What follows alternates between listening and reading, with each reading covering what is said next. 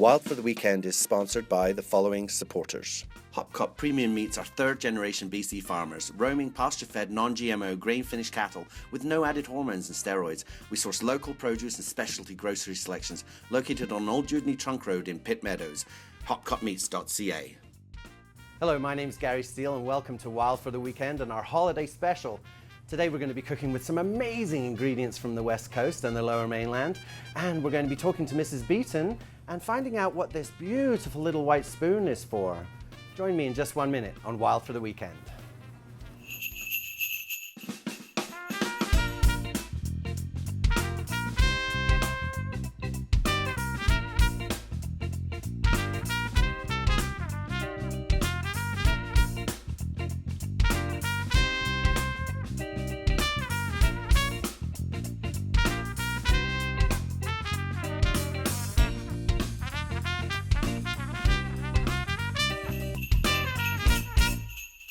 Hello, welcome back to Wild for the Weekend, and our first dish on our holiday special is going to be a beautiful crab brulee. This is a cool little dish that came from a recipe that I read from Mrs. Beaton's cookbook from the middle of the 1800s, and she actually created it as a basic cream custard. She loved custards, and custards in that period of time were very, very popular. So we're going to make a savory custard. I know you've all had creme brulee before, and this is going to be a crab brulee. So we're going to take the creme in there, but we're not going to make it sweet, which is the change to it. So first of all, into our bowl, I'm going to put an egg and 2 egg yolks. I just separated out the egg yolks from the eggs, and we're just going to break them down and whisk them around just a little bit. And then to that, I'm going to add some garlic. I just peeled a clove of garlic and put it into our pestle and mortar with a little bit of salt. What the salt does is it allows the sharp edges of the salt dig into the garlic and causes it to break down, creates a beautiful flavor. Garlic is really happy if it's sliced an awful lot of the time, but we want a cream for this, so we have to mix it with the salt first. So just crush that garlic clove down instead of it sliding around in my pestle and mortar. Love this pestle and mortar, very, very old. This came from about the 1700s. It was one of my mother's pestles and mortars when she was a chemist in Scotland, and I stole it when I left home and kept it. I don't even think I told her, and I'm unashamed about it too. I don't care. So put our garlic and our salt in there. The only salt that we're going to add into our dish is the salt that we used in there, and it's about 1/4 teaspoon, so very, very little. This will create a beautiful essence within our brulee and cause a really lovely flavor. Mix that around. And then to that, I'm going to add 400 mils of cream. Just pop that in there and blend it around. And this will give it a beautiful light yellow consistency, a very kind of almost a summery color, which is really cool. I'm going to take a little bit of fresh oregano and just about a teaspoon of fresh oregano and just chop it up. I like this scent in the crab. Crab is a very soft flavor. It's not got a very intense flavor. So this oregano will really lift it and lighten it up. A rough chop, we don't want it to be too tiny. We don't want it to disappear into the brulee. So a rough chop into our egg mixture. And then we're going to put in a little bit of salt and pepper. Pepper, fresh cracked black pepper, gentlemen, always above the age of 40. We want to be using this cracked black pepper. Lines our colon, helps us avoid cancer, which is a huge deal in our age. A tiny little bit of salt in there and blend that around. And to that, I'm just going to add our crab and mix that around. The crab, you want to then take this and sit it for about 20 to 30 minutes. Allow that flavor just to blend beautifully into the crab and season it really lovely. Once we've allowed it to sit for a period of time, then we're just going to take it and ladle it into our ramekins. And we're going to fill the ramekins to about, usually you see a line about 2/3 of the way up the ramekin. We're going to fill them up to about that line. They're going to puff slightly in the oven, and that's because there's white in there and not just yolk. And so they'll puff up a little bit, but they'll actually sink down a little bit when they cool. So don't worry about them puffing. And another thing that you may notice is that the crab will all sink to the bottom of the ramekin. It's all going to taste the same in the end, so I'm not too worried about that. We're going to take our dish over to the oven. This is called a bain-marie, and I don't fill the water over here because I'm always sloshing it around and we don't want it to get into the egg mixture.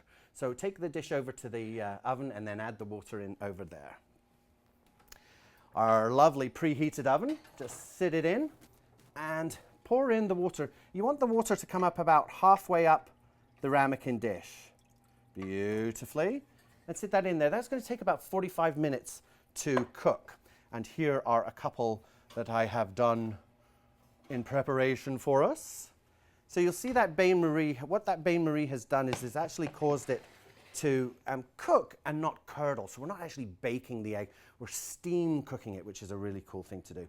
Just before, about 2 minutes before it finished cooking, I added just a little bit of a harder cheese that you have. And what I wanted to do was just cause a little bit of caramelization because we're not adding any sugar to this. So we want to add a little bit of caramelization onto our dish. So how do we finish our dish? Take our ramekins out of the water. They'll be at room temperature and we want to serve them at room temperature. We don't want to have them hot. This is a much better dish enjoyed at a nice room temperature, soft, beautiful flavors. We're going to take some creme fraiche and ask your cheese. If you can't get hold of creme fraiche, don't use sour cream. It's not a good alternative. Go and talk to your cheese works and ask them if they can make some creme fraiche for you too. Oftentimes they're very happy to do it. I know my guys over at My Cheese Works are more than thrilled to do it. If I give them just 3 or 4 days notice, they'll culture that up with some buttermilk and make my own creme fraiche. It's not as popular here as it is in Europe, but it is such a beautiful light accompaniment to this. Okay, so we're just adding a little bit of cream onto creme fraiche onto the top of our brulee, which is at room temperature, really beautiful. And now we're going to take our handy dandy little beautiful white mother of pearl spoon and garnish this with what I believe is the most decadent thing you can have at Christmas time. I eat it once a year and it's at this time I go and I treat myself to a beautiful little pot of caviar. Oftentimes I'm found eating it alone, but I will share on occasion. Just going to pop open our caviar. This caviar comes from the white Fraser River sturgeon here in British Columbia, and it's really cool actually the way this works. I live on the Fraser River, the sturgeon is from the Fraser River, this caviar is from the Fraser River, so it's all connected. I'm really happy to be using it. You don't want to touch caviar with anything other than a mother of pearl spoon. It taints really quickly, and any metal in contact with the roe will just cause it to have a really sharp metallic taste. It won't be enjoyable at all. So take a mother of pearl spoon and actually ask your caviar supplier or the fishmonger that you're getting it from if they have them, and they'll be very happy to give you one. So take a little bit of our beautiful caviar. One of the rare things about the caviar is the quality of the caviar, and white Fraser sturgeon have such a beautiful quality of caviar. So a little dollop of the caviar on top. Always keep this chilled or on ice. Don't leave it at room temperature. Then we're going to take a lemon and just take off the ends. If you want to be really posh, like if you're going to have friends over or the boss's wife or something, take your lemon wedge and wrap that in a little bit of cheesecloth and put it onto the side of your plate. But if you're just got family and friends coming over, then pop it onto your plate. It's really good accompaniment. I love to dress our plates just with a little bit of cracked black pepper, just to give it that, take that sharp white away from there. And that's our first dish in our holiday special, a crab brulee, courtesy of Mrs. Beaton from the 1830s. A little bit of a twist here on the West Coast with our beautiful Northern Divine caviar from our gorgeous white Fraser River sturgeon. In a minute or two, when you come back, we're going to be cooking a baby Wellington, and we're going to be using some beautiful Meadow Range beef. Join us in just a few minutes on Wild for the Weekend.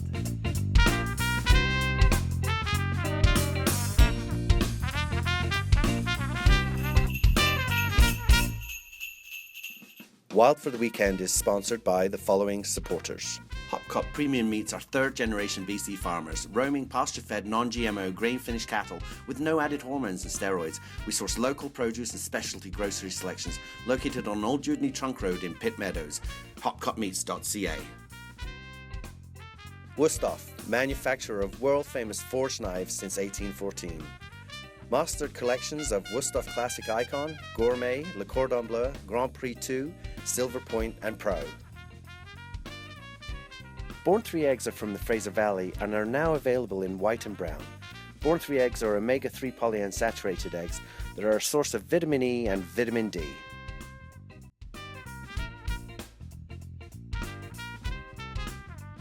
Urban Fare, a fresh, healthful supermarket dedicated to specialty foods like gluten-free and BC products.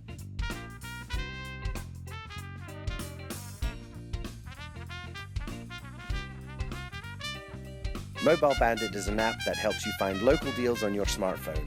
Downloadable on all devices and no membership is required. Visit mobilebandit.com for more info.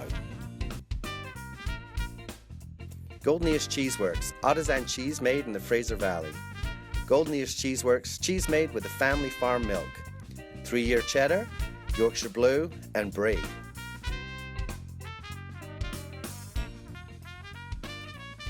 Hagen's Board Chocolates is a boutique Vancouver-based chocolate company that has been producing European chocolate since 2006. Pure Verona chocolate. Anita's Organic Flour and Mixes has over 20 years providing whole grain products from Canadian farmers. Anita's is certified organic grains, flour, cereals, mixes, and sprouted products. Their granite stone mills and low temperature milling preserve the nutrition for whole grain food. AnitasOrganic.com. Welcome back to Wild for the Weekend, our holiday special, where we're cooking up some amazing holiday appetizers for the few weeks before the Christmas season kicks in. We're going to cook now a beautiful baby Wellington. And this is a dish that originally came from Europe way back, again, in the middle of the 1800s. The dish itself is a takeoff of what was very often done in Europe in that period of time, and that was meat was cooked in pastry, and it was cooked in pastry for two reasons. They didn't know how to cook beef properly to keep the juices in. They didn't know about resting, and they didn't know about brining, things like that. So they would cook meat in pastry because it would retain the moisture, and that was such a big deal for them. So that's why a lot of European country dishes, for example, pasties, those kind of things, come in pastry, and it was basically so the man could take it to work. It was in its own container. He didn't have to take a container with him, had his little hanky, and he could have his lunch and have no problems. So we're going to do the same thing, but we're going to smarten it up for our holiday season. And the very first thing that we're going to do is we're going to sear our beef off. But I just want to point out in our skillet here, we have some onions and a tiny little bit of garlic and mushrooms that have been sauteing for about 10 minutes, and they're beautifully soft and tender. I haven't released any of the caramel from the onions, so I've done a thing called sweating them, where I've cooked it on a lower heat with a little bit of salt, drawn that fluid out so it looks lovely. Now, our steak that we're going to use. This is a flank steak that we have, and I've chosen it. I've gone to our butcher, and I think this is a key thing. All of the beef that I use is all pasture, it's all roam-free, it's all finished on non-GMO corn, and that's really important in all of the food that we're cooking. We're looking at source food. We want to put the best that we can in our body, and if we're going to indulge in this time of the year, then let's put a little bit of quality in there. Let's cook it a high quality product, not eat so much of it, and really enjoy it. There's two trains of thought on steaks. Do you oil the steak in the pan? Do you oil the steak out of the pan? And there really are just two schools of thought. Some people believe that you put the oil in, some you don't. I don't put the oil in because you actually have to watch for the oil to split, a thing called splitting, where it just literally runs, and that's the minute that you need to put your beef into the skillet. So what I do is I have a little tiny atomizer that I have. I spray a tiny little bit of oil onto the beef that I want to use, the pepper, and a little bit of salt, and then I use my tongs and I rub it around. I don't use my fingers, just use the tongs. Then what we'll do is we'll turn that over and we'll repeat the process, just repeat the process. And what we're going to do is we're going to sear this in our skillet and just make those juices stay into the beef. This is such a gorgeous cut of beef. Really enjoy it. And when you put it into the skillet, you want to have had your skillet on. You'll notice the whole time that we've been talking, my skillet's been on, and it's been on a high heat. And I want it, you almost want it smoking, because you want to put the beef in here and you want to hear that caramelization. We're really working on caramelizing the beef. So you want to hear that sizzle. We're going to sear it on this side for about a minute and a half. And just to get that caramel and the brown coming in, and then we're going to turn it and do exactly the same thing. If you're working on a grill, do the same thing and just have the grill up as a high heat. So you see how that's just seared that off and browned it just beautifully. So I shall turn that off now. We don't need much more heat in there. And I'm going to bring over our pastry. The pastry that we're using in this Wellington is a puff pastry. It always was a puff pastry that was used in this dish, but I've rolled it out beautifully thin. It's like paper thin, really delicately done. First thing that we're going to put on top of there is some Parma, some prosciutto, Parma ham, whatever you have or you like to use. I like to use prosciutto, so we're just going to lay a line of the prosciutto on the top. And what this does is it protects the pastry from the moisture of the mushrooms. It'll allow our dish to be just a little more elegant so that when we pick it up, it's a little easier to use. So our prosciutto goes on there. Once the prosciutto's on there, then we're going to take our beautiful mushrooms and onions and put them on top. So we want to put them on top of the prosciutto, and we're then going to spread them around a little bit. At this stage, classically, what often happened was people would put in, I'm just going to lift out our beef, people would put in pâté to their Wellington, but the pâté is very rich and we don't really need to use it anymore. It's going to be so much beautiful flavor with the mushrooms and the onions. Take our steak that we've used and just slice it, and what we're going to do is slice it into about 1 inch thick lengths. And once we've sliced it, just take the slices and lie them on top of the mushrooms, just in a straight line. And then what we're going to do with that is, I'm just going to move this out of our way. Our little oven is dinging, so I'm just going to turn it off. There we go. Now, on top of the Wellington, I'm just going to put a little bit of fresh herbs, whatever herbs you have around. We have a lot of oregano and a lot of thyme around at this time of the year, so just put a little bit of the fresh herbs in there. This will infuse it. We didn't saute this because we didn't want to bring the oil out. This will just give it an essence, an infusion of the flavor. And then just a little bit of dried thyme and just pinch that over the top. Not too much because we don't, again, want to have a hard herb in there. We just want to release the flavor. Bring our pastry over and then roll the Wellington up. You don't need to seal this Wellington on the bottom because the heat from the pastry and the heat of the cooking will actually cause it to seal, so we won't have to worry about that. So once we've rolled our beautiful Wellington up in our gorgeous puff pastry, take a little bit of an egg wash and just rub the top of that Wellington really evenly with the egg. I like to take a little bit of the thyme that we have used in the recipe as well and just sprinkle that on top, just to garnish while I'm pre-baking it. Take this over to the oven and pop it into the oven. We're going to bake this in the oven for about 15 to 20 minutes at 350, so not too long. We want to keep our eye on it. So just finished cooking in our oven is our beautiful beef Wellington, and we're going to bring it out and have it. Oh, it just looks gorgeous. And I'm going to let that rest for just 1 second while I move our other dishes out of the way so we can slice it. Now, really simply, allow this to rest for 5 minutes or so before you serve it.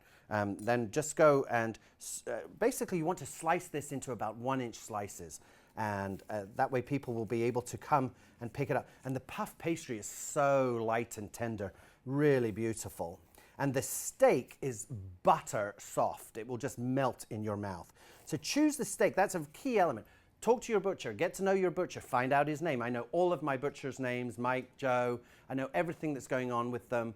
Find out who your butcher is and really get to know them. They're going to recommend, because I actually went in and chose a different cut of beef, and it was Mike who recommended that I use this flank steak. He thought it would be a much more tender and a much more beautiful thing. So you just slice these Wellingtons up. You can do this with salmon, with beef. You could even do this with shrimp, lobster, those kind of things. All I do with it is just put it onto a plate. And I've pre-dressed this plate just with, again, a little bit of black pepper. Some of the thyme that we used in our recipe, just so that there's a marriage of the two. Present that. I don't serve a sauce with this Wellington because it's got so much beautiful moisture coming out of it from the mushrooms and the onions. We don't need to add anything to make it a moist dish. And there we are. Our holiday special beef Wellington. Beef Wellington, originally named for the Duke of Wellington, not really, but it did come from that period of time. It really was named because of the art in Europe of cooking meat in pastry and keeping that beautiful meat moist. We have such gorgeous tender beef today, and especially if you're using roaming beef and it's been finished with no GMOs, no antibiotics, no pesticides, that beef is going to be so beautifully tender and sweet. You're really not going to want to add too much to it. Wrap it in that gorgeous puff pastry and enjoy it over the Christmas period. When we come back, we are totally going to decadence out on amazing spicy hot chocolate. Join us in just a few minutes on Wild for the Weekend.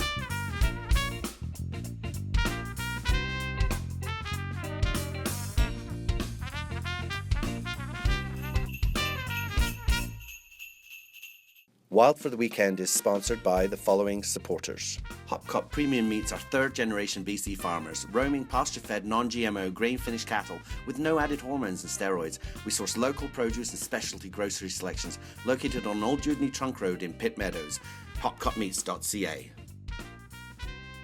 Wusthof, manufacturer of world-famous forged knives since 1814. Mastered collections of Wusthof Classic Icon, Gourmet, Le Cordon Bleu, Grand Prix 2, Silver Point and Pro. Born 3 eggs are from the Fraser Valley and are now available in white and brown. Born 3 eggs are omega-3 polyunsaturated eggs that are a source of vitamin E and vitamin D.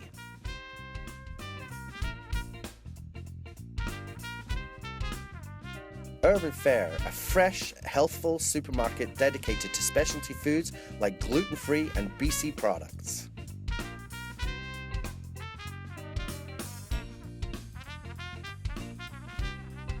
Just Mayo, no soy, no oil, no eggs, just Mayo, the non-GMO mayonnaise.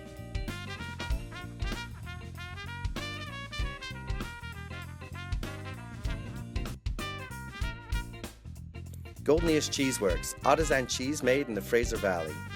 Golden Ears Cheeseworks, cheese made with the family farm milk. 3-year cheddar, Yorkshire Blue, and Brie.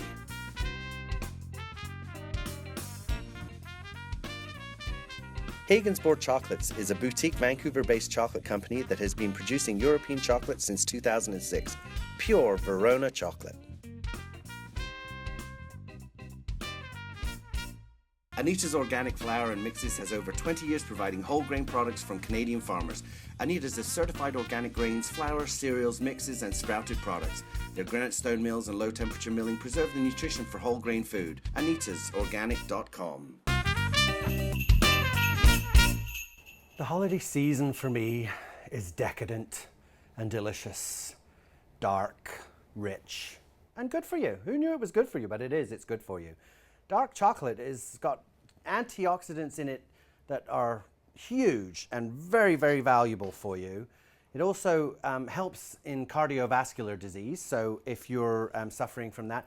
Dark, not milk chocolate. This is the key, is dark. The darker, the better. The chocolate that we're actually using today is 70% cocoa. I wouldn't actually use anything less in cooking. So anything above that, the drier the cocoa becomes. So 70% is good. But this is one of my absolute favorite things, especially if you've been working outside in the wintertime. I love this dish.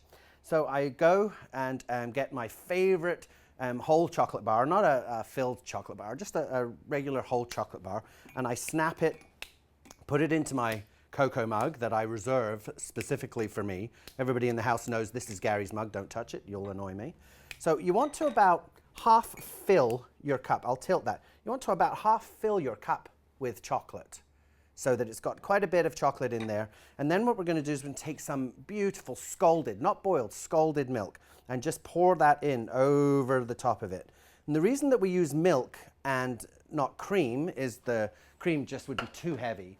And water would not allow the chocolate to melt. You need a fat for the chocolate to suspend itself in. And so it needs to melt in that milk. All I do is I stir it now. This is my secret ingredient as I keep stirring it.